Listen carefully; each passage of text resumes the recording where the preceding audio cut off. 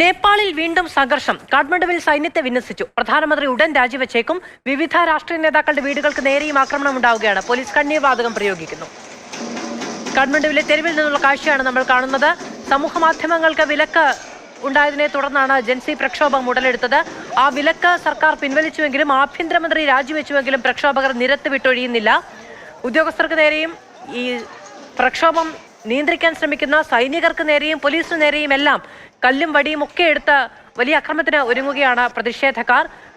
K P. Sharma Oli സർക്കാർ രാജിവെച്ചാൽ മാത്രമേ, സർക്കാർ അഴിമതിയിൽ മുങ്ങിക്കുളിച്ചു നിൽക്കുകയാണ്, രാജിവെച്ചാൽ മാത്രമേ പ്രക്ഷോഭത്തിൽ നിന്ന് പിന്നോട്ടുള്ളൂ എന്നുള്ളതാണ് പ്രക്ഷോഭകരുടെ നിലപാട്.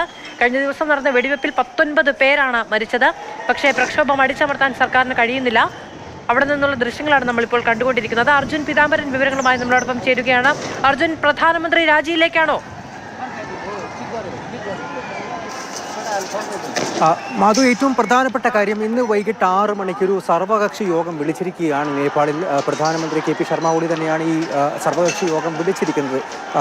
പ്രധാനപ്പെട്ട ലക്ഷ്യമെന്ന് പറയുന്നത് എല്ലാ കക്ഷികളുമായി, രാഷ്ട്രീയ കക്ഷികളുമായി ഒരു ചർച്ച നടത്തുക, ചർച്ചയിലൂടെ പ്രശ്നം പരിഹരിക്കുക എന്നുള്ള കാര്യമാണെങ്കിൽ പോലും അതിൽ പ്രധാനമന്ത്രി രാജിവെക്കുമോ എന്നുള്ള ചോദ്യം അവശേഷിക്കുകയാണ്. അത്തരത്തിലുള്ള അഭ്യൂഹങ്ങൾ ഇപ്പോൾ പരക്കുന്നുണ്ട്. ഏറ്റവും പ്രധാനമായിട്ടും ഇന്നലെയാണ് ഇത്തരത്തിലൊരു മന്ത്രിസഭാ യോഗം വിളിച്ച യോഗത്തിനിടയിൽ ആഭ്യന്തരമന്ത്രി പ്രധാനമന്ത്രിക്ക് മുൻപാകെ രാജിക്കത്ത് സമർപ്പിച്ചത്. ഇന്ന് അത്തരത്തിലെന്തെങ്കിലും നീക്കം പ്രധാനമായിട്ടും പ്രധാനമന്ത്രി തന്നെ രാജിവെക്കുമോ എന്നുള്ള ചോദ്യം എന്തായാലും ഈ ഒരു ഘട്ടത്തിൽ നിലനിൽക്കുന്നു. അതിന് കാരണം ഇന്ന് വീണ്ടും സംഘർഷം വലിയ തോതിൽ അത് പടർന്നുകൊണ്ടിരിക്കുകയാണ്.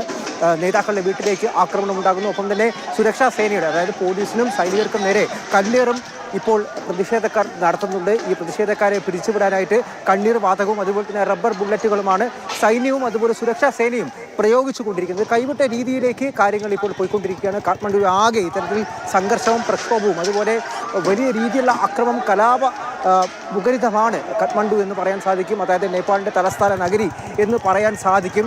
ഇന്ത്യ ജാഗ്രതയോടെയാണ് കാര്യങ്ങളെ കണ്ടുകൊണ്ടിരിക്കുന്നത്. എല്ലാ ഇന്ത്യക്കാർക്കും നിർദ്ദേശം നൽകിയിരിക്കുന്നു. നേപ്പാൾ സർക്കാരിൻ്റെ മാർഗനിർദ്ദേശങ്ങൾ പിന്തുടരണം. ചർച്ചയിലൂടെ പ്രശ്നങ്ങൾക്ക് പരിഹാരം കാണാൻ സാധിക്കുമെന്നാണ് ഇന്ത്യ ഇപ്പോൾ കരുതുന്നത്. ഒപ്പം തന്നെ എല്ലാവരും കൃത്യമായി ജാഗ്രത പാലിക്കണമെന്നുള്ള കാര്യം തന്നെയാണ് വ്യക്തമാക്കിയിരിക്കുന്ന വിദേശകാര്യ മന്ത്രാലയം. എന്തായാലും വൈകിട്ട് 6 മണിക്ക് ഈ സർവകക്ഷി യോഗം അവസാനിക്കുന്ന സമയത്ത്, അതായത് ആ ചർച്ചകൾക്ക് അവസാന സമയത്ത് എന്തായിരിക്കും ഒരു പ്രഖ്യാപനം പ്രധാനമന്ത്രിയുടെ ഭാഗത്തു നിന്നും ഉണ്ടാകുക എന്നുള്ള കാര്യം തന്നെയാണ് ഏറ്റവും കൂടുതൽ ഉറ്റുനോക്കപ്പെടുന്നത്. അതായത് രാജി ഉണ്ടാകുമോ, അവിടെ സർക്കാർ രാജിവെക്കുമോ, സർക്കാർ ഒഴിയുമോ എന്നുള്ള കാര്യം ഏറ്റവും കൂടുതൽ അഭ്യൂഹങ്ങളായി ഇപ്പോൾ പടരുന്നുണ്ട്. എന്തായാലും രാജിയിൽ കുറഞ്ഞതൊന്നും തന്നെ പ്രക്ഷോഭക്കാർ ഇപ്പോൾ ലക്ഷ്യം വെക്കുന്നില്ല. കെ.പി. ശർമ്മ ഒലി രാജിവെക്കണം എന്നുള്ള കാര്യം തന്നെയാണ് ഈ ജൻസി അവിടെ പ്രക്ഷോഭം നടത്തിക്കൊണ്ട് ഇപ്പോൾ ആവശ്യമായി ഏറ്റവും പ്രധാനമായി ഉന്നയിച്ചുകൊണ്ടിരിക്കുന്നത്.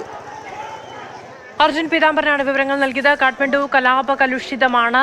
പ്രധാനമന്ത്രി രാജിവെക്കാതെ, സർക്കാർ തന്നെ രാജിവെക്കാതെ പ്രക്ഷോഭത്തിൽ നിന്ന് പിന്നോട്ടില്ല എന്ന നിലപാടിൽ ഉറച്ച തെരുവുകൾ കൈയടക്കി പ്രക്ഷോഭകാരികൾ മുന്നോട്ട് പോവുകയാണ്.